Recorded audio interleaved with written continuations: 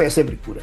Explica por quê. Porque eu entendo que quando você vê algo que aos olhos dos homens é impossível, e a fé, e isso acontece, esse milagre acontece, eu vou dizer que fé sempre cura. Agora, é preciso você entender o seguinte: fé em quem? Quando que a religião adoece? A religião, ela adoece quando a crença não é o Deus, né, verdadeiro. Quando Deus não é o centro da religião. Que tipo de fé fortalece o sujeito em vez de infantilizar? Mais uma coisa, mas ela não veio, por exemplo, inicialmente com a psicanálise, não. Isso veio com o estudo da Bíblia, quando eu comecei a fazer teologia, quando eu comecei a estudar os aconselhamentos, então eu comecei a ver que as emoções tinham uma outra conotação. Como a Bíblia fala que os dois se tornam uma só carne, quando a religião coloca isso, é como culpabilizar-se somente a mulher. Você não deve misturar fé com psicanálise. Realmente a gente não mistura. Isso aí é espiritualidade ou manipulação por parte da religião?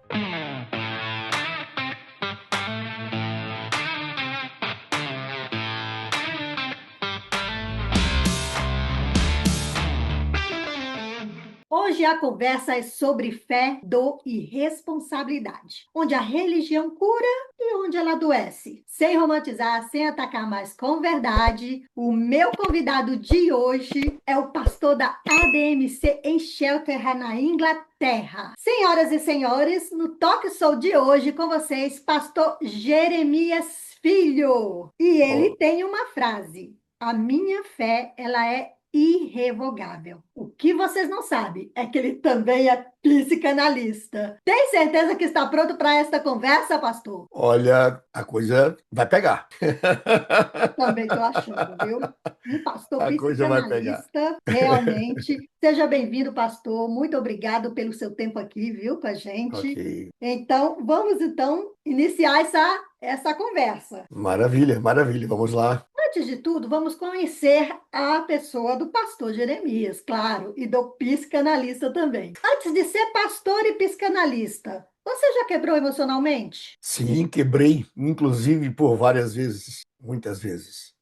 O quebrar emocionalmente é algo humano, é algo natural do ser humano. Eu me lembro que, se eu posso falar isso, eu me lembro que aos 15 anos de idade, eu tinha uma família linda, onde meus pais viviam uma vida completamente harmoniosa. E aos meus 15 anos houve um vento muito forte entre eles e eles se separaram, né? E eu venho de uma família estruturada e eu me lembro que isso me fez muito mal, muito mal. Então eu creio que foi uma das maiores quebras que eu já sofri no meu Qual a emocional. sua idade na época, Na pastor? época, 15 anos de idade. 15 anos, naquela 15 época da anos. adolescência, onde o cérebro ainda está naquela formação, naquele limbo, né? Exatamente, exatamente. E o mais interessante é que realmente é isso, você se sente desprotegido, porque aquela figura maternal, paternal, ela de repente foi tirada debaixo dos meus pés, né? E aí eu fiquei completamente muito mal, Para a muito mal. criança e o adolescente, a família é a estrutura, né? É a A base. estrutura, não tenha dúvida, não tenha dúvida disso. Então, Só essa que aí foi o primeiro impacto assim real que o senhor sentiu nas emoções. foi. Isso também me trouxe muitas lições, não sei se nós vamos poder um dia falar sobre isso, Pode falar mas agora. então, ótimo. Isso me chocou muito até o dia que eu parei, depois de um ano mais ou menos, de muita revolta no coração. Foi um dia que eu parei para ouvir a minha mãe, né? Da qual eu fiquei, na época, contra a minha mãe, contra a decisão dela. Sim. E um dia que eu parei para ouvi-la, eu fiquei assim, surpreso com o que ela me relatou. Talvez não seja de conhecimento de muitos aqui que vai estar assistindo essa live, mas na época que a minha mãe se casou com meu pai, existiam casamentos arranjados, onde as famílias escolhiam, né? Ah, minha Sim. filha vai casar com o filho de fulano. E quando eu sentei para conversar com ela, eu me lembro que ela disse: meu filho, você e seus irmãos são frutos de muito respeito e carinho que eu sempre tive pelo seu pai.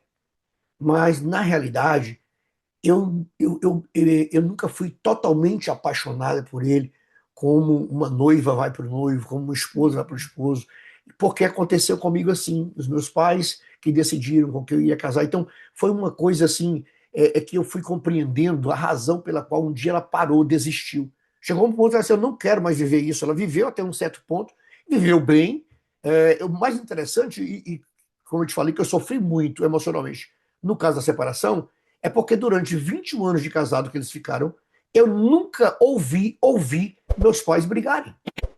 Eu nunca ouvi eles Os discutirem. pais protegiam muito as crianças também nesse aspecto. Exato, exato. E meu pai sempre foi muito carinhoso, a minha mãe também, então eu acho que eles tinham essa preocupação de não deixar com que os filhos E aí o participassem. impacto foi bem maior também. Ah, aí sim, aí o mundo caiu. Foi nesse momento que o senhor viu que a fé não deu conta, ou foi em outro momento da sua vida? Teve algum momento em que a fé não deu conta?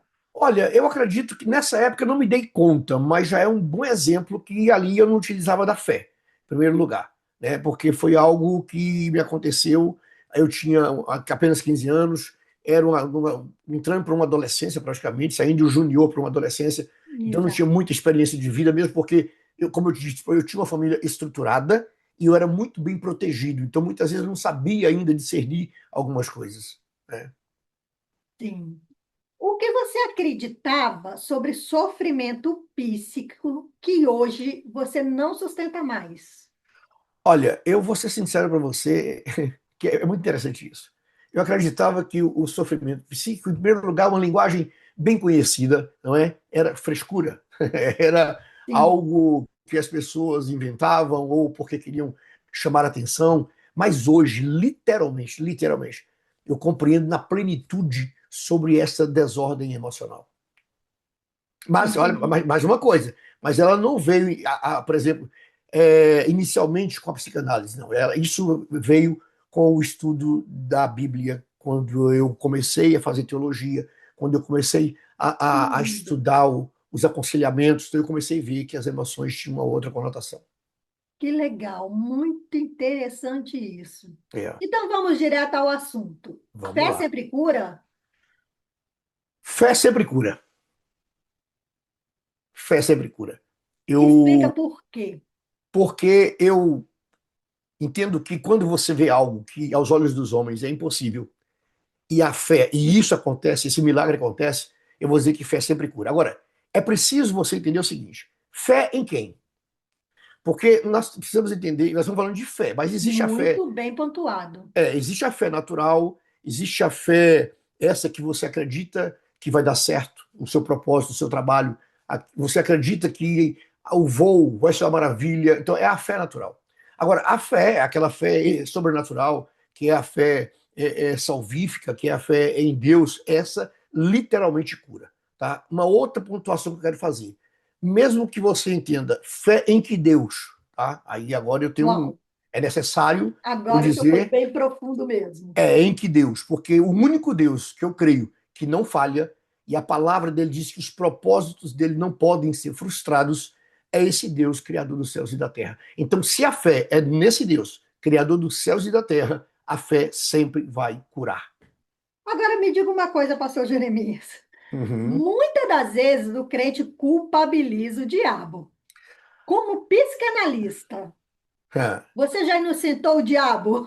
Olha, essa é interessante isso aí, muito interessante. A colocação dessa pergunta. Primeiro, eu não dou ousadia de inocentar o diabo, porque eu sei que ele já é o culpado de tudo, mas no sentido. Uau! Ele é o pai da mentira, ele é astuto, ele é sujo, entendeu? Porém, eu jamais iria inocentar o diabo. Agora, mas eu sempre trago, ou já trouxe, passei por experiência, trazer para um paciente o entendimento que o que ele entendia que era espiritual, que era culpa do diabo, não era espiritual, né? Mas era algo, inclusive, da sua responsabilidade. Ok. É, é um exemplo muito, muito lindo, porque a gente vê assim, por exemplo, na igreja, você prega que as pessoas que contribuem, as pessoas que plantam vão semear. Então aí a pessoa vai lá, é um ofertante, é um dizimista, e ele vive numa perrengue financeiro, entendeu? Uhum. Nada dá certo pro cara. Mas acontece que, se você vai analisar, ele gasta mais do que ele ganha. Ele é um péssimo administrador. E aí ele fala que o diabo está devorando as finanças dele. É de- Entendeu? O Então, gafanhoto está devorando tudo e o gafanhoto ele tem um ponto cego. O gafanhoto ele não sabe que é ele mesmo. exatamente. Então, nós precisamos realmente separar. Na realidade, existe hoje uma gama de religiosos que está espiritualizando o natural, entendeu? E naturalizando também aquilo que é espiritual. Então Nossa, isso é precisamos. forte. Como é que é? é, Eu vou até anotar. Eu Tem vou muitas até pessoas anotar. hoje, né, que elas naturalizam o espiritual Naturalizam o espiritual e também espiritualiza aquilo que é natural. e espírito. Nossa, essa é muito boa. Estou É, aprendendo muito, viu? Espiritualiza aquilo que é natural total. é. Por exemplo, tem pessoas, eu fiz um certo tempo uma visita aonde uma pessoa dizia ter muito medo, né? E a gente vai ver, você como psicanalista, você sabe disso. A pessoa tinha muito medo do escuro então assim, ela tinha muito medo e ela achava que algo estava ali dentro, próximo dela. Tinha algo próximo dela, tinha algo que era o demônio, era o capeta, era o que qualquer coisa que ela imaginava, mas era Sim. espiritual. E conversando, nós fomos descobrir que mais tarde essa pessoa ela sofreu, não é uma, ela viveu na realidade num ambiente onde ela era oprimida, por exemplo, ela tinha uma hora, ela morava num orfanato, né? Então ela tinha Uhum. hora para dormir, as luzes eram apagadas não quando ela queria, mas tinha um horário de ser apagada aquelas luzes, mesmo quando ela não tinha sono, e ela vivia aflita com o medo da noite, da escuridão.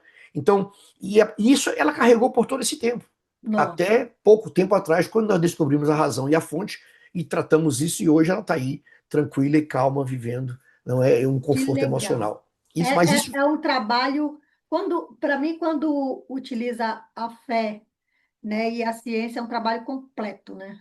olha, é muito lindo, o resultado é muito lindo. Eu quero só abrir um parêntese aqui, Sim, fica à vontade. quando passou Jeremias, somente pastor e aquele que aconselha. Eu quero deixar aqui o seguinte: existe uma distância muito grande entre aconselhamento, não é, e acompanhamento psicanalítico. Porque o pastor, quando ele vai para o aconselhamento, ele vai levando uma direção. Ele vai, alguém passou, o que que eu faço? Por onde eu vou? E você, olha, você vai por aqui, a gente ora antes, a gente vai para a palavra, a gente pede um discernimento ao Senhor, mas você vai direcionar a pessoa, né? A pessoa espera uma resposta concreta do que deve fazer. Quando a psicanálise, que eu acho muito interessante, que também tem uma distância da psicologia, né, que trata o presente e tal, você vai ser, você é, sem procurar lá atrás as razões por que chegou ali.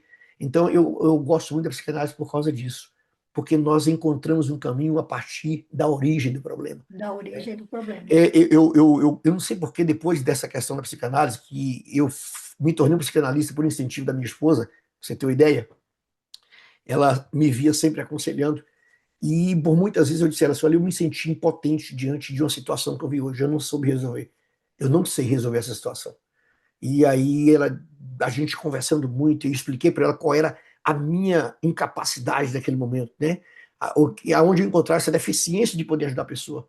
É porque não era nada espiritual, era algo emocional. Então, a partir daí, eu falei, não, eu vou para cima, Que né? maravilha. Eu fiz Que um legal. curso aí que durou praticamente quase 3 anos. Ainda estou caminhando, porque na psicanálise você não para de estudar. Aliás, em nada você para de estudar, Não, né? não para de estudar. Você tem que estar sempre atualizando.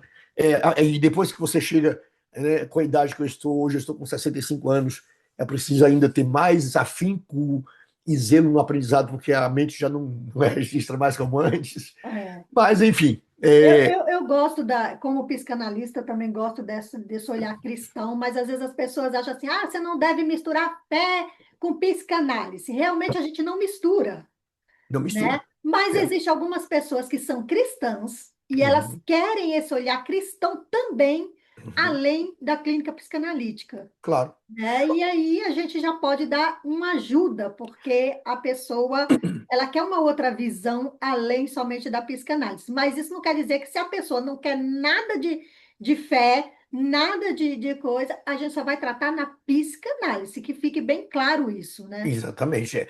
Uma coisa que eu me refiro é o seguinte: a fé, ela também te leva a tomar decisões para procurar um outro caminho para a cura, entendeu? As pessoas precisam entender o seguinte: que a psicanálise, a gente vai chegar lá mais para frente, né, eu estou só adiantando, é que na realidade a psicanálise não elimina a fé, como a fé não elimina o tratamento psicanalítico, então cada um tem a sua função, não é, na nossa vida e nos tratamentos emocionais. Ok. Pastor Jeremias, que tipo de fé fortalece o sujeito em vez de infantilizar? Ha.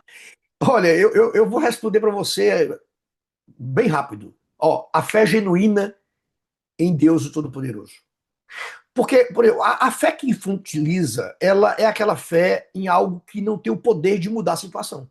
A fé egóica, É, que vai pelo ego. exatamente. É aquela fé que não tem. Ela não consegue, sabe, ser mostrada, você não consegue sentir o resultado que você coloca na fé. Então, eu acredito que o sujeito que não tem uma fé genuína em Deus, ele vai continuar realmente infantil, né, na sua crença, nas suas decisões, porque a fé, como eu disse, ela existe todo tipo de fé, a natural e aquela que é sobrenatural. Então, essa sobrenatural, se alguém procurar amadurecer, ele precisa acreditar em Deus. Tem uma passagem muito linda que eu gosto muito.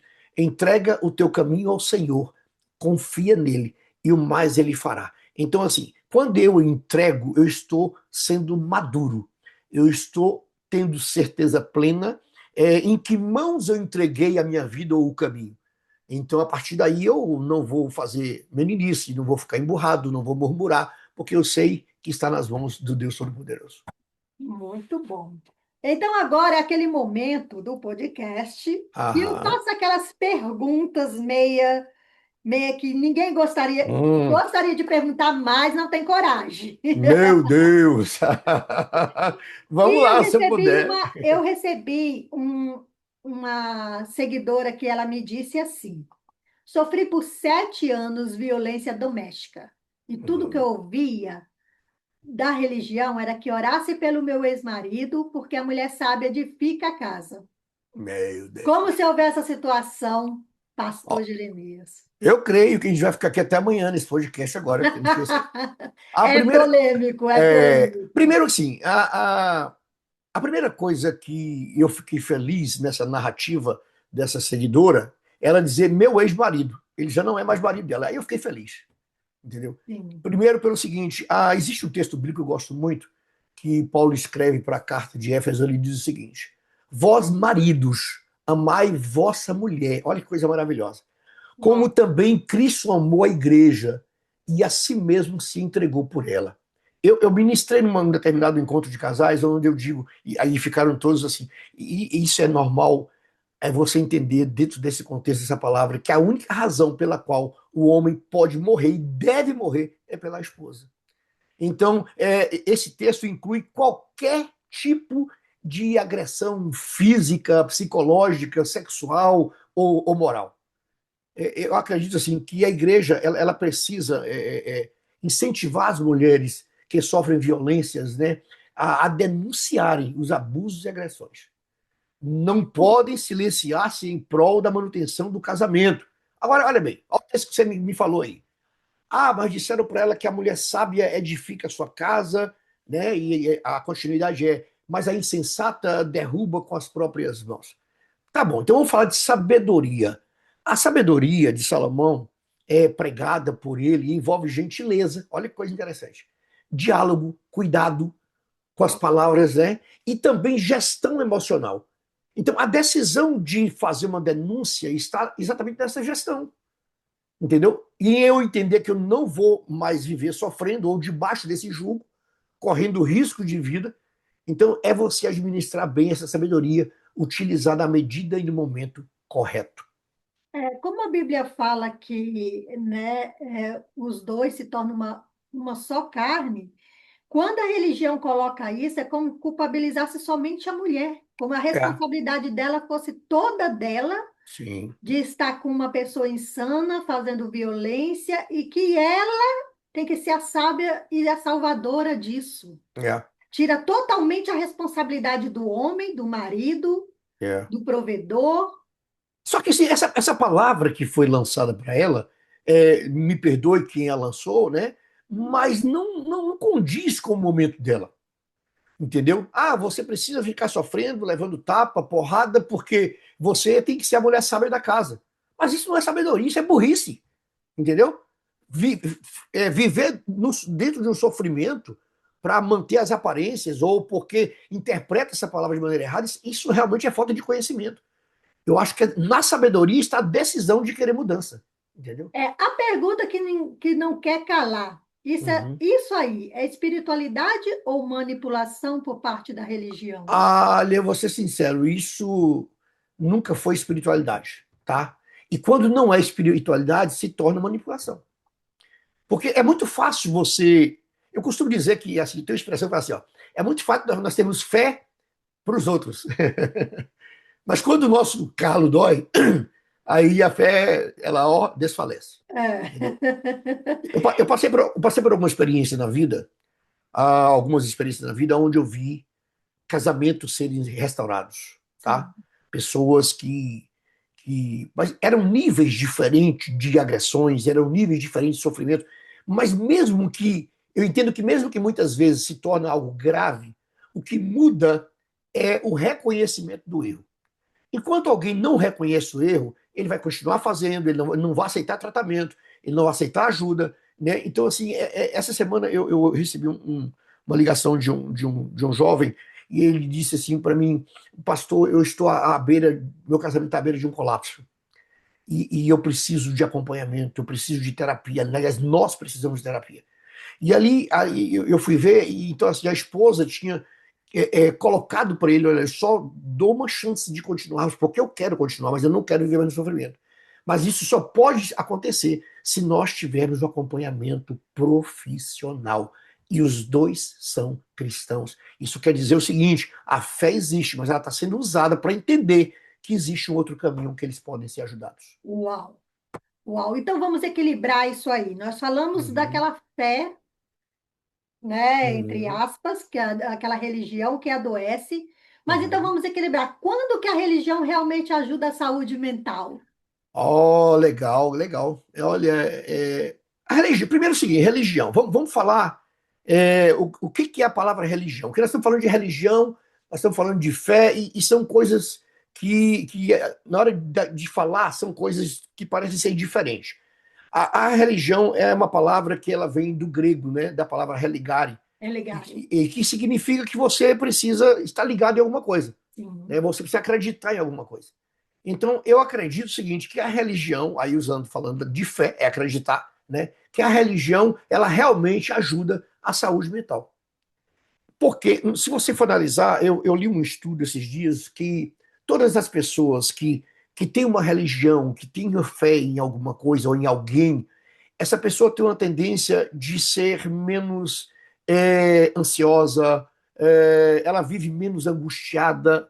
Então, assim, porque ela acredita que algo, uma energia ou algo maior pode ajudá-la, pode acompanhá-la. Então, eu acredito, sim, que a religião, a fé caminhando, né? A religião, fé, naquilo que você acredita, pode ajudar, sim, na saúde mental. Sim, Pelo menos de acrescentando fortalecer. como eu trabalho com neuroespiritualidade, Sim, então a gente liga essa fé a neurociências e a neurociências comprova que sim, quando a pessoa ora, quando ela medita, quando ela tem uma fé, baixa o nível de cortisol, então o exatamente. medo baixa.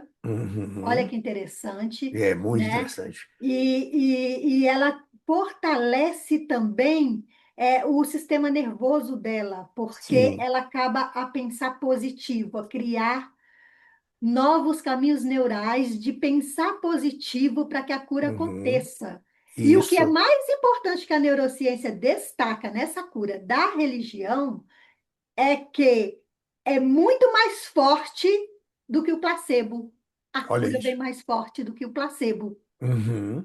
Oh, Interessante isso, né? olha, Então, hoje é comprovado pela neurociência o quanto é importante essa espiritualidade, essa fé, sim. buscar essa fé.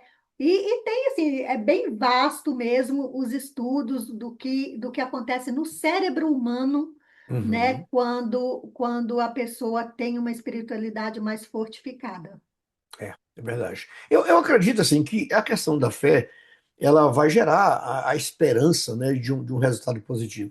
Então, quando você espera, você termina esperando com paciência, porque você acredita que algo vai acontecer. Então, a religião realmente ela ajuda, né? Ela ajuda muito, porque aonde há fé há esperança. E o senso de pertencimento de estar em igreja, né? De estar Sim, em a pertencimento. comunhão, né? Eu acredito que. Eu vou dar um exemplo aqui. Quando alguém está no meio de uma comunhão, de uma comunidade, e ela, como, por exemplo, ela se isola, ou aconteceu um problema, ou não aconteceu, ela se isola, se separa. Ela é como uma brasa que está ali numa churrasqueira e você separa aquela brasa ali daquelas que estão, né, bem aquecidas. Ela, em poucos minutos, ela se apaga, ela entristece, ela, entendeu? Então, é preciso estar no meio, é preciso estar na comunhão. E essa junção. Eu gosto de um texto bíblico, e gosto muito desse texto bíblico. Existe um rei, Josafá, e ele recebeu uma grande ameaça, né? Sim. De três nações que vinha contra ele e tal.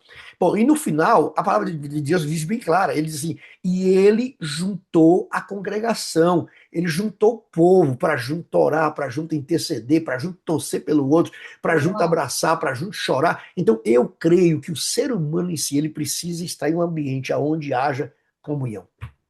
muito bem. Então, me diga uma coisa, o que você vê na prática que funciona? Olha, na prática, o que eu vejo na prática que funciona, existe uma coisa comigo que eu creio que funciona, a oração. É impressionante como essa prática para mim funciona, tá? Funciona.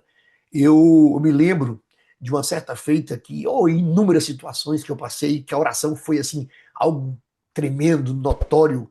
Eu trabalhava numa empresa em São Paulo e eu era representante comercial. Então no final de ano, haveria ali uma prestação de conta, onde nós receberíamos o pagamento e sairíamos de férias.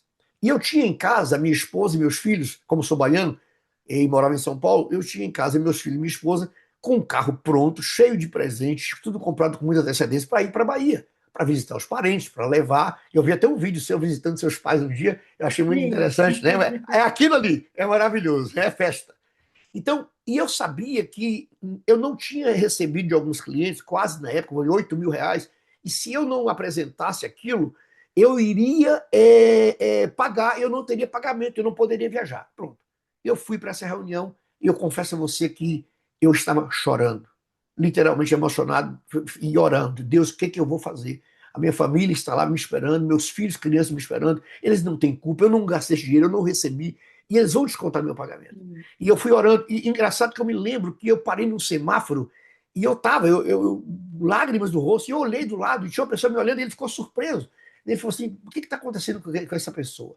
E quando eu cheguei no escritório, eu orei com o Senhor, eu orei, falei: Senhor, faça um milagre, Senhor. Eu cheguei no escritório, Francisca, algo tremendo aconteceu. Uau. Me chamaram Jeremias, eu entrei. Naquela época ainda era aquela maquininha que puxava, fazia barulho, batia, puxava, e ela Ah, somando tudo, e eu sabia, eu apresentei tudo, detalhadamente, cheque, duplicatas, o que eu recebi, o que eu não recebi, apresentei tudo. E ela, depois de 20 ou 25 minutos, ela olhou para mim e disse: Parabéns, você foi o primeiro entre todos que a sua conta fechou em zero. Desapareceu R$ 8.000 de dívida. meu Deus. E aí vem um sentimento, ó, a voz, peraí, mas você não é crente, você não vai falar que ela está errado? E aí a voz que fez o milagre soou nos meus ouvidos e falou assim: Este é o milagre que você pediu. Então, em outras palavras, fique quieto. Eu trabalhei mais Meu 5 anos Deus. nessa empresa e ninguém nunca me cobrou dinheiro. Nossa, mãe do céu. Então é a É, fé. eu escrevi um livro agora que se chama Peso das Coincidências, que é justamente isso. Porque muita Ó, gente diz é só coincidência, é, né? é, É é. só coincidência você ter orado e ter acontecido isso, né? Isso, é. Mas aí tem Eu um. falava isso com a minha mãe. Ah, mãe, é Ah, coincidência. Mãe, é coincidência. Até que ela disse, só que na minha vida acontece mais coincidências que na sua. é. Só que assim, eu acho legal assim, é coincidência, mas só que o nosso Deus tem uma característica diferente, ele é o Deus da providência. Então, Entendeu? não é, para quem não acredita, é É coincidência. coincidência, não, É esse o claro, título do claro, livro, né? Para claro, é quem não, isso. é o peso das coincidências. Olha, isso é interessante. Esse livro das pessoas lerem, por quê? Porque na maioria das vezes você atribui as coincidências. As coincidências, e É não você é, é algo além das coincidências. além, você não vê. É que as pessoas não vê que Deus está operando em tudo, no silêncio, enquanto você dorme, Exato. né? E mesmo quando você não pede, ele vai É, e opera na tua vida. Aí é coincidência. é aquilo, o invisível que se torna visível, né? Para quem não acredita, Exatamente. acha que é somente coincidência, e ela me soltou essa de impacto e dizer assim: Só que na minha vida, que oro, sempre tem essas coincidências. E na sua Certo. não tem, Olha que coisa interessante. né? Maravilha, Então, assim, maravilha. será que é É, coincidências é ou algo que vem além da fé, da busca, né, em algo verdade, muito verdade. maior, Olha né? que Então, resposta linda, hein? Parabéns para ela. minha mãe era muito sábia, muito, muito Oh, que sábia. maravilha, É uma maravilha. homenagem a ela, este livro, porque tem Pronto. histórias, assim, fantásticas, inacreditáveis, que parece Aham. ficção, mas que foi real na vida dela, e ela fez com que a gente tivesse todas essas experiências através da fé dela. Claro, claro. Eu acredito, assim, nós vivemos, e principalmente no questão da sua mãe, esse testemunho, isso edifica a fé de outras pessoas. Porque tem muitas pessoas que parece que vivem num tempo onde os milagres só aconteceram no passado, né?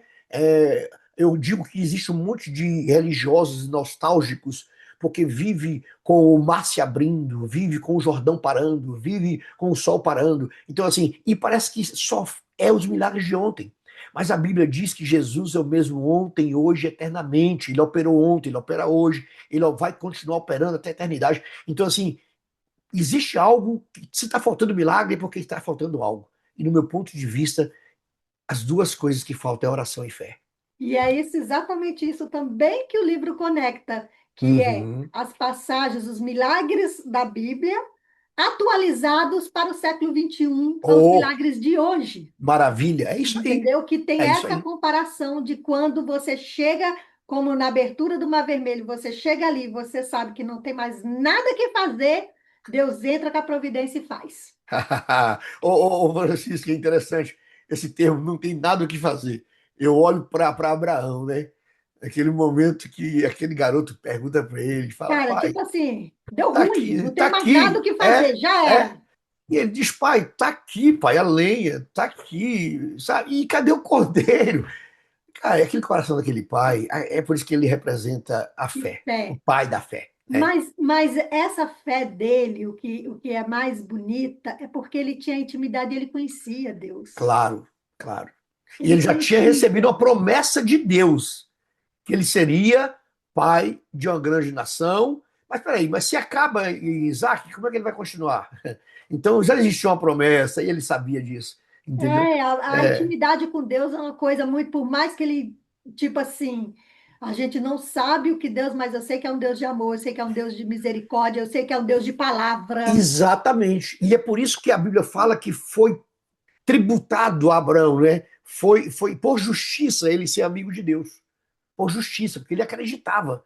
E eu acho, ele se tornou amigo de Deus. E só se torna amigo do outro se tiver credibilidade, se acreditar no outro. Intimidade no dia a Intimidade, dia, reconhecer a relacionamento. voz. Eu estou apaixonada por esse tema. A gente realmente vai ficar aqui 3 horas nesse podcast, porque eu estou Maravilha. realmente muito apaixonada. Vamos É. dar continuidade Vamos lá. na questão da religião que adoece. Sim, sim, Tá? sim. Esse lado aí que dói, que hoje está tendo um boom na internet Hum.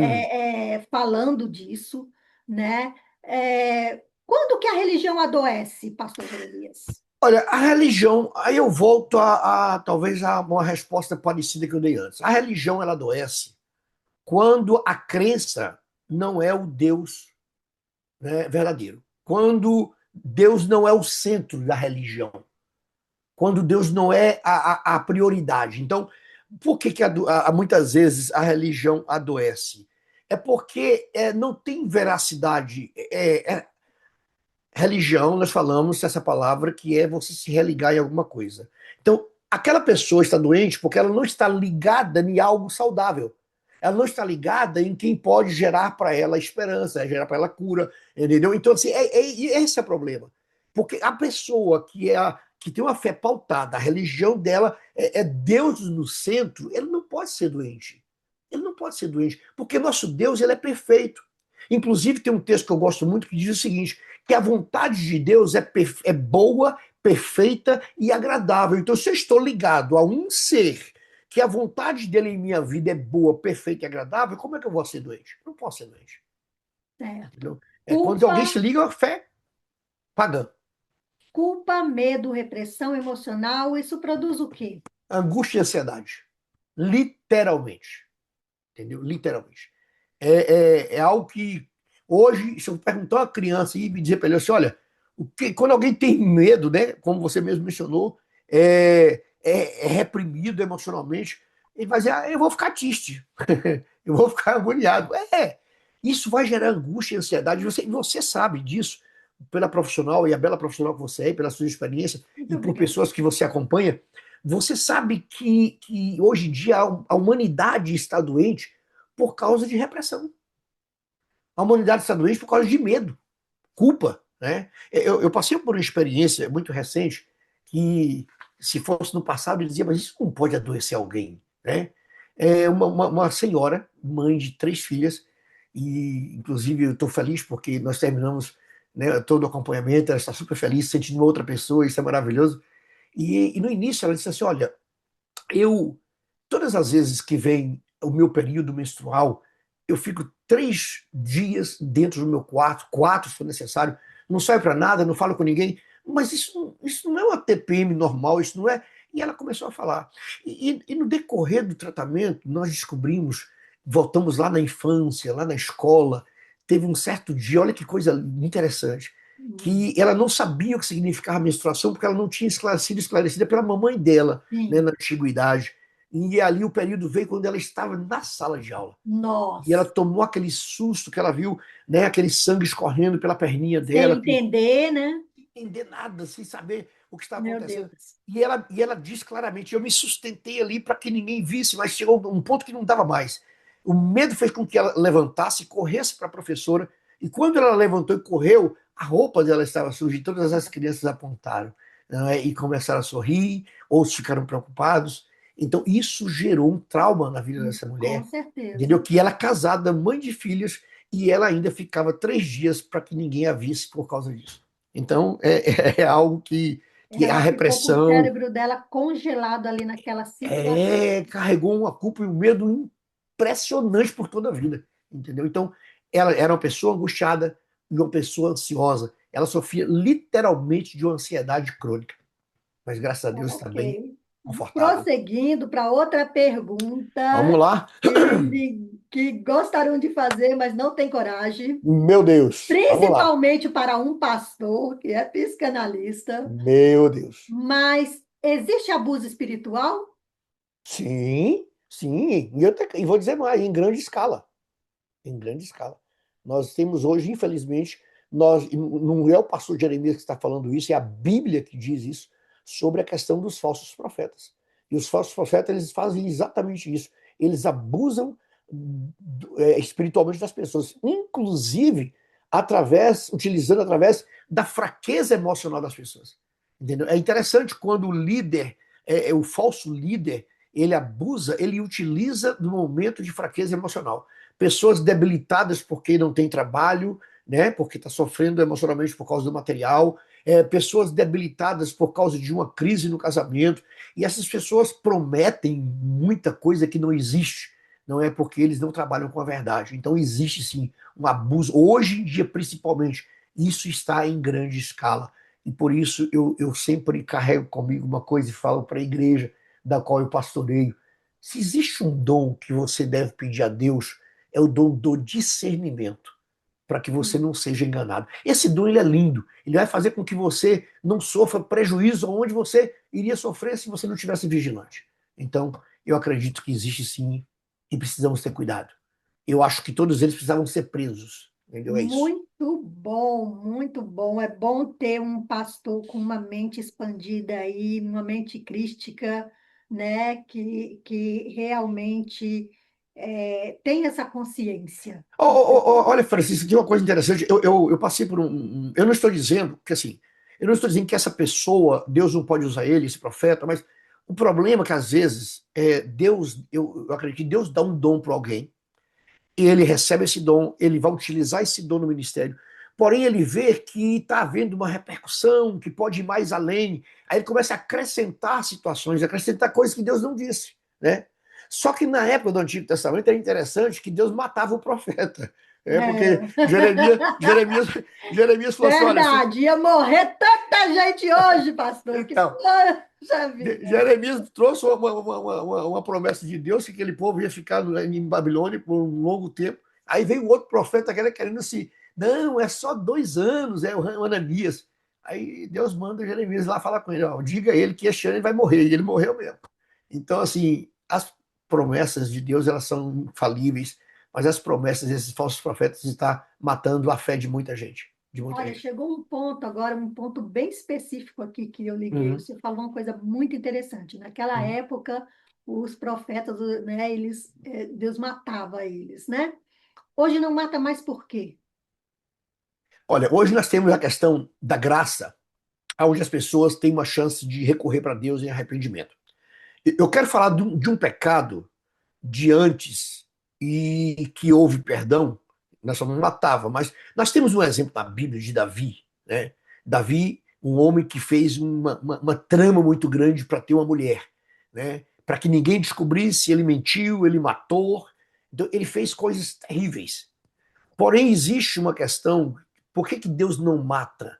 Ele sofreu consequência, a família sofreu consequência, que as consequências vão existir, mas Deus não mata quando há arrependimento. Porque o matar hoje, às vezes, não é literal, mas ele morre espiritualmente. Esse cara, esse falso profeta, ele já é morto espiritualmente. Ele já está vegetando.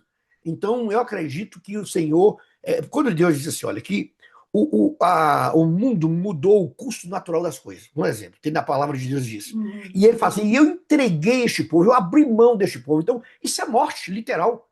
Morte Aquele que Deus literal. entrega, que Deus não está com ele, que Deus não acompanha, que Deus. Esse cara está ferrado, entendeu? Então, eu acredito que a morte seria mais nesse sentido. Eu vou pontuar mais Pois uma não. coisa aí, Sim. que eu acho importante. Eu acredito também que Deus não mata mais esses profetas, porque com a morte de Cristo, Hum, o véu do céu se rasgou. E hoje a gente tem, porque naquele tempo você tinha que reportar, né? Você tinha que reportar esse profeta para esse profeta falar com Deus. sim. Na morte de Cristo, não. O véu se rasga e a gente tem, né, a mesma liberdade que o profeta tinha antes de falar diretamente com Deus. Então, Livre eu acho que ele acesso. perde um pouco esse peso de responsabilidade, porque essa responsabilidade agora é nossa com o divino, Livre acesso. né? Livre acesso. Mas se você analisar bem, até mesmo no Antigo Testamento, e antes da era graça, né? Davi, quando você vai para o Salmo 51, você vê Davi falando diretamente com Deus de uma maneira, de um arrependimento genuíno e profundo. Né? Mesmo com a catástrofe que ele Sim, gerou por seu sim. comportamento, ele se tornou um homem segundo o coração de Deus. Por isso que eu falo sempre, existe a possibilidade do homem ser transformado. Mas por que o cara não transforma? Nós estamos falamos aí atrás sobre a questão do maltrato, dos abusos, né, dentro dos lares. E por que então que tem que separar? Porque assim, não tem que separar se o homem quisesse mudar ou se um dos cônjuges quisesse mudança. O problema é que é querer. Deus não invade, Deus é tudo é de graça, né? Você Há tem um que ter respeito mútuo, né, mútuo pelo e livre-arbítrio que ele nos concedeu. claro, e eu digo que Deus é gentleman. Entendeu? Deus não força ninguém. Deus Não. oferece. Venha a mim todos que estáis cansados e oprimidos, que eu vos aliviarei. Eu Então, ele está sempre sempre, convidando. se ele quisesse, fazíamos robôs, né? Oh, não tenha dúvida, não tenha dúvida. Eu conheci um casal recente que se separaram, e eles, voltando nessa questão, é uma pessoa que eu acompanhei, uma pessoa que eu, né, tratei, assim, no sentido espiritual, não com a psicanálise. Mas eu via nitidamente, quando você consegue enxergar que não tem jeito, fala assim, esse cara não tem jeito, esse cara não quer nada, mas não tem jeito porque ele não quer nada com Deus, entendeu? Ele não quer acertar, ele só quer errar. Então é aquela pessoa que você fala aqui, sai aqui, entra aqui, não adianta. Então vai ter gente que realmente não tem jeito. Pastor Jeremias, ou psicanalista Vamos lá. Jeremias, eu acho que talvez até o psicanalista possa responder. Quando alguém Uhum. diz é falta de Deus, o que está sendo evitado ali? Quando alguém diz que é falta de Deus, olha, está está evitando um olhar para o óbvio, que o emocional, que é emocional ou que não é espiritual. Eu acredito que tem pessoas que evitam. Por exemplo, eu vou dar um exemplo aqui. Eu, particularmente, vivi isso. Eu vivi uma situação, quando eu lhe falei que antes eu ficava impotente por não conhecer mais profundamente, né, o tratamento psicológico. Então, e muitas vezes eu evitei de olhar para o óbvio. Eu queria arrumar uma solução e que não era aquela. Então, quando alguém diz que é falta de Deus, eu, inclusive, já pensei isso. Talvez nunca falei isso para alguém, né? Mas já Uhum. falei em outras palavras. Você precisa orar mais, você precisa buscar mais. Mas o problema ali não era a oração. Apesar de voltar aqui a deixar registrado que eu creio que na oração a oração ela é eficiente. Mas existe um querer de Deus, existe algo que Deus, você está no desejo de Deus das coisas acontecerem, porque Ele é soberano e só Ele sabe, entendeu? Eu Mas, acho que existe um movimento. Deus gosta, para mim, Deus gosta de movimento, sim, né? Tanto é que Jesus, quando foi curar o cego, ele fez uma lamazinha lá e passou nos olhos. Ele poderia só dizer está curado, acabou. É, mas ué. o que é que ele fez? Ele fez uma ação, Sim, né, de passar sim, ali uma lama nos olhos do cego. Não foi a lama que curou, foi a fé isso, da pessoa, isso. mas que teve essa ação. Quando fala também para é Naamã, que tem que dar 7 mergulhos Sete na no mão. rio, É, né? Então, era a é, ação dele. Ele poderia dizer só e também tirar o orgulho do rei ali, né? Ali estava é, lavando o orgulho dele também. isso. E mesmo quando Deus não. Deus chegou para o cego de Jericó e fez uma pergunta. Teve que ter uma Quer ação do ser cego. curado? O que queres que eu faça? Né? Então, assim, é notório que precisa haver uma ação. E a oração é um diálogo. Você fala, você escuta, né? Você fala. Então, eu acredito que. Tem um texto bíblico que diz o seguinte: Fazei conhecidas de mim, olha bem, as vossas petições através da oração e súplicas. Então, assim, mas Deus não sabe de tudo, ele não é Deus, sabe, mas ele quer ouvir, é uma ação, porque você tem uma ação tua, né? Exato, E só assim vai exato. acontecer algo. Você está sendo corretamente, deu um exemplo maravilhoso agora. As pessoas sempre ficavam falando, às vezes até brinca, diz assim, Deus, às vezes, ele é muito comédia, porque pergunta para o cego, o que é que eu te faça? É, Talvez ele não quisesse ser curado, talvez ele claro, quisesse um ganho secundário ali.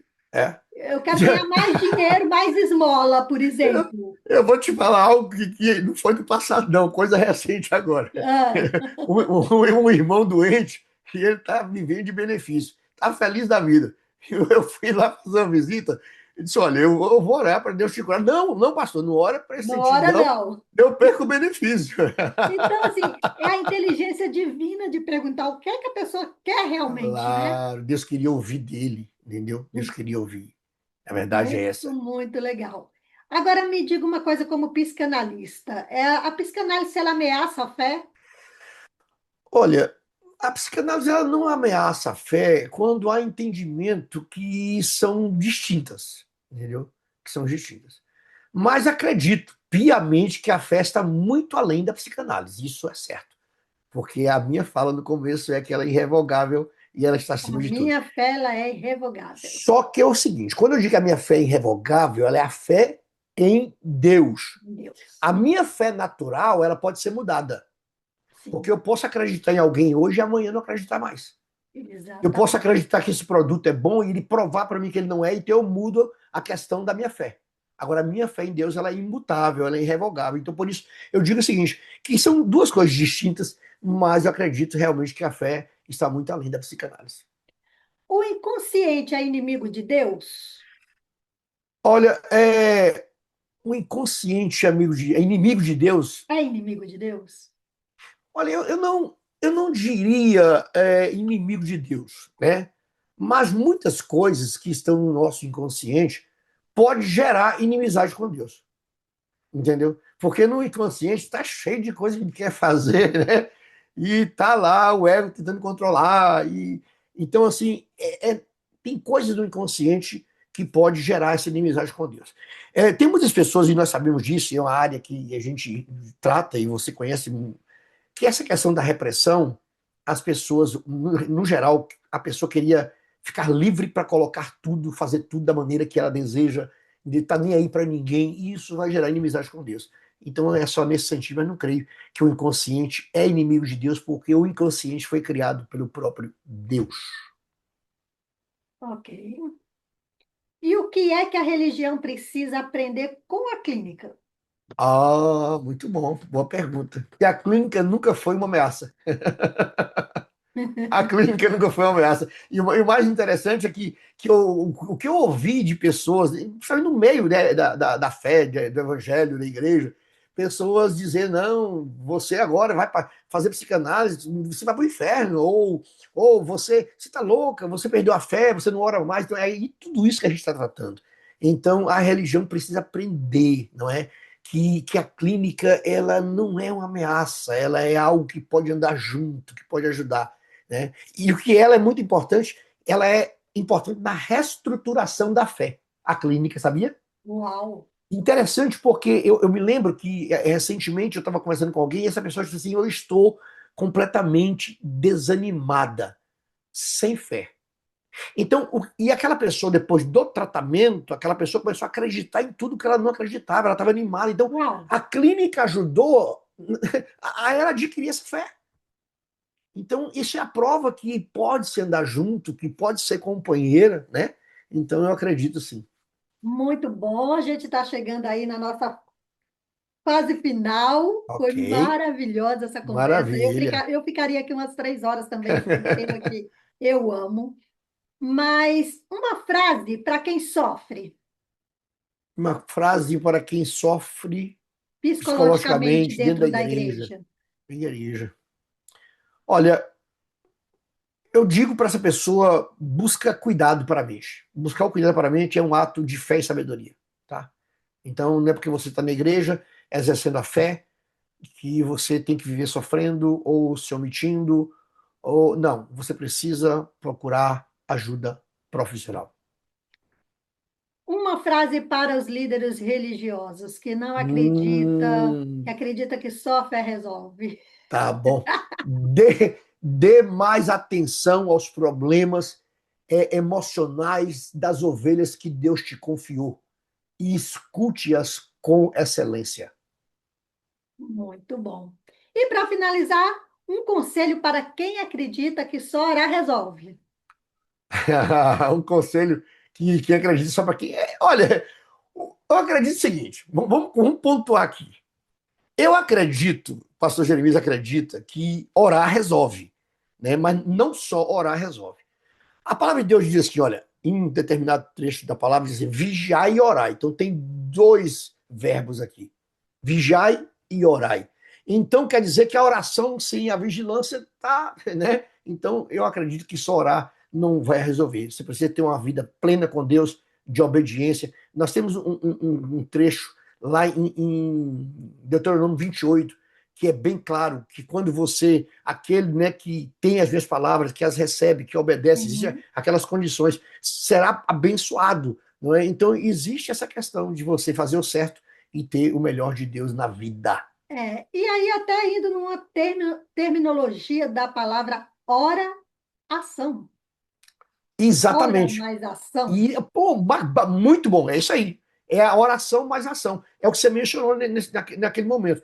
Quando aquele povo que recebeu o milagre de Jesus teve uma ação, já tinha ou já havia uma oração antes. Com certeza. Você vê que Ana, por exemplo, Ana ia todos os anos, né, ali subia para o sacrifício com o seu esposo, e eu acredito que Ana orava. Só que a oração de Ana ela teve um efeito quando ela foi ativa, que a Bíblia diz que ela orou, né, e chorou amargamente ali, ela estava contrita na oração, e Deus respondeu Ana, entendeu? É, A verdade é acredito essa. que tem vários exemplos da oração. Eu acredito que quantos anos aquela mulher do fluxo de sangue não Sim, orou, mas até sim, a ação de somente tocar na barra, sim. ali ela liberou, né? Então, assim, tem Ó, vários. Francisca, agora você chegou, hein? Bacana É, aí, hein? cheguei. Eu preciso pontuar alguma coisa aí agora. Fala aí. Olha bem, falamos de ação dessa mulher, mas essa mulher, quando ela foi para Jesus, ela já tinha recorrido a tudo em sua volta. Ela não tinha, a Bíblia diz que ela não tinha mais recursos. Ela havia gasto tudo, né? Gasto tudo. Essa mulher sofria de 12 anos de hemorragia, não é? São 144 meses de hemorragia. É 4.327 dias de hemorragia. Uau, Então, assim, é muito sofrimento para uma pessoa. muito. Então, quando ela foi para Jesus, olha o que ela diz: se eu ao menos tocar em sua veste, serei curada. Isso é uma ação completa de fé, literalmente de fé. Agora, a fé sempre vai curar. Agora, entenda bem, a fé sempre vai curar. Quando ela é a fé em um Deus que pode fazer tudo. Nossa, eu acho que nós fechamos agora com chave de ouro, viu? Amém. Glória a Deus. Fechamos Aleluia. com chave de ouro. Pastor Jeremias, muito Maravilha. obrigado, viu, pelo seu Eu que tempo, a sua presença. agradeço. Aprendi muito aqui. Foi Muito bem. muito bom mesmo, Eu que te tá? agradeço pela oportunidade. Muito bom estar com você. E eu tenho certeza plena que esse podcast, ah, é o Talk Show, né? Ele vai longe porque é algo muito original. É algo que trata a palavra de Deus com respeito e reverência, porém traz para o povo a realidade do momento, da vida terrena, deste lugar que nós vivemos, que é cheio de tribulação, que é cheio de problemas, né? E aonde as pessoas estão doentes. E existe uma maneira de ser curados. Né? Eu costumo dizer, e eu quero aqui com todo respeito dizer o seguinte: se você tiver que procurar uma psicanalista, certo? Procura a Francisca, porque ela é uma psicanalista que E crê o no Deus pastor Jeremias Todo-Poderoso. também. Tá certo, muito bom, muito Deus bom. abençoe. Senhoras e senhores, esse foi o Talk Show de hoje. Espero que tenha tocado na alma e na consciência também. E se este conteúdo agregou em conhecimento, dá seu like, compartilha, porque assim o algoritmo vai distribuir essa entrevista maravilhosa para mais pessoas. Maravilha. Um beijo na alma, dá um abraço aos seus membros da igreja, pastor. Muito Obrigado. obrigada. Obrigado. Deus te abençoe, tá? Com Dizendo que sucesso e também graça. todas as redes sociais do pastor vai estar na tela aqui. Vocês podem Maravilha. estar seguindo, acompanhando, conhecendo a ADMC. Isso aí. Sejam bem-vindos. Serão Muito todos bem-vindos. obrigada, pastor. Obrigado. Deus abençoe. Ok.